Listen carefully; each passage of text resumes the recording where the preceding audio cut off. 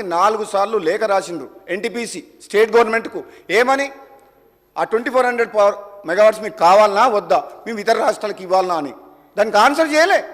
యాక్చువల్గానైతే వాళ్ళు ఎన్టీపీసీ అప్పు తెచ్చుకొని, వాళ్ళు ఖర్చు పెట్టి, వాళ్ళు డబ్బు తెచ్చుకొని కట్టి 2400 మెగావాట్స్ మనకి ఇస్తామంటే వద్దని యాదాద్రి పవర్ ప్లాంట్ అప్పు తీసుకొచ్చి కట్టిండ్రు. కానీ స్టార్ట్ కాలేదు. మన పునర్విభజన చట్టంలో ఉంది, మనకు పవర్ వస్తుంది, వాళ్ళ డబ్బుతో కడతామంటుండ్రు, పవర్ సప్లై చేస్తామంటుండ్రు. రామగుండం మైన్ ఏరియాలో ఉంది. ఇంత కష్టపడి ఇక్కడ యాదాద్రిలో కట్టాల్సిన అవసరం ఏముంది? అధ్యక్ష, కొన్ని వేల కోట్లు ప్రజాధనము వృధాగా ప్రజల సొమ్ము పోయి వినియోగదారుల మీద, మన విద్యుత్ సంస్థలని నష్టాలు పోయి డోల్ డ్రమ్స్లో పడిపోతుంటే మాకు బాధ అనిపించదు అధ్యక్ష? చెప్పడం ధర్మం కదా అధ్యక్ష? మీ ద్వారా తెలంగాణ ప్రజలు కూడా ఒకసారి ఆలోచించాలి.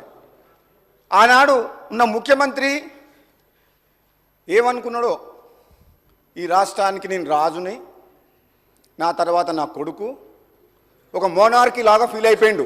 ఎవరు మాట్లాడేది లేదు, నా నిర్ణయం ఫైనల్, మేము ఎవరి మీద డిపెండ్ కాము, మేము భారతదేశంలో అంతర్భాగం కాదు, ఇది తెలంగాణ రాజ్యానికి నేను రాజును అనే ఫీలింగ్లో నిర్ణయాలు తీసుకుండు. నిజంగానే అధ్యక్ష, ఈ నిర్ణయం అయితే, ఈ యాదాద్రి పవర్ ప్లాంట్ నిర్ణయం, కాళేశ్వరం ప్రాజెక్టు నిజం మాత్రం 100% ఆయన ఆలోచన ప్రకారం నడిచింది తప్పితే, ఆయన లేకుంటే ఈరోజు సభలో వేరే వాళ్ళు మాట్లాడతామంటే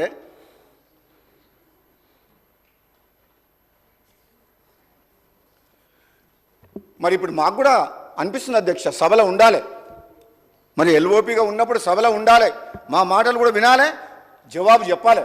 జవాబు చెప్పాల్సిన బాధ్యత ప్రతిపక్ష నాయకుడి హోదాలో ఉన్న కేసీఆర్ గారి మీద, మాజీ ముఖ్యమంత్రి గారి మీద ఉన్నది అధ్యక్ష. ఆయన తెలంగాణ ఉద్యమం ఉన్నప్పుడు మేము పార్టీలు వేరైనా, ఆనాడు పార్లమెంట్ సభ్యులుగా మేము అందరం కలిసి పార్లమెంట్ సభ్యులుగా తెలంగాణ కోసం కొట్లాడి ఆయన డైరెక్షన్లో కూడా పనిచేసినాం అధ్యక్ష. తెలంగాణ రాష్ట్రం కోసం, తెలంగాణ ఉద్యమం కోసం కొట్లాడుతుందని చెప్పి అంత గౌరవం ఉండే. కానీ తెలంగాణ రాష్ట్రం ఇచ్చిన కాంగ్రెస్ పార్టీని కాదని తెలంగాణ ప్రజలు కేసీఆర్కి అధికారం కట్టబెట్టినా బాధపడలే అధ్యక్ష. కానీ ఈ 10 ఏళ్ల పాలనలో ఒక అహంకారపూరితంగా నిర్ణయాలు తీసుకొని,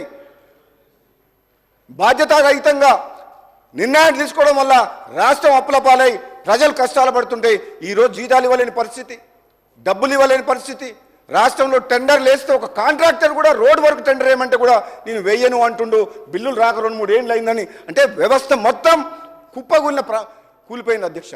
అటువంటి రాష్ట్రం, ఒక మిగులు బడ్జెట్తో ఉన్న రాష్ట్రాన్ని ఒక కాంట్రాక్టర్ లేడు, ఒక డిపార్ట్మెంట్ లేదు, ఏ డిపార్ట్మెంట్లో పో వేల కోట్ల రూపాయలు బాకీలు ఉన్నాయి. వాళ్ళందరికీ ఏం చెప్పాలి అధ్యక్ష?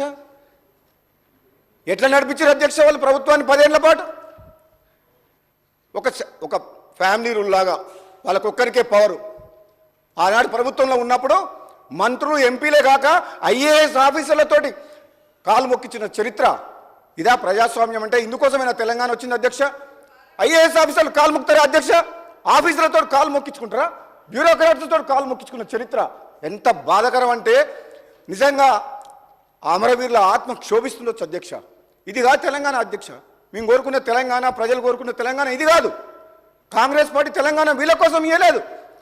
ఈ తెలంగాణ ప్రజల బతుకులు బాగుపడాలని చెప్పి, ఈ పవర్ సెక్టర్లో రైతులు కానీ ఎవరు కానీ అన్యాయం గురి కావద్దని చెప్పి తెలంగాణ రాష్ట్రం ఇచ్చింది అధ్యక్ష.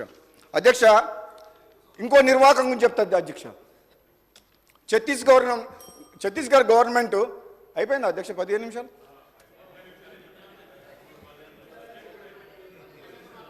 అంటే అధ్యక్ష, వీళ్ళు చేసిన పాపాల గురించి చెప్పాలంటే గంటల తరబడి మాట్లాడవచ్చు.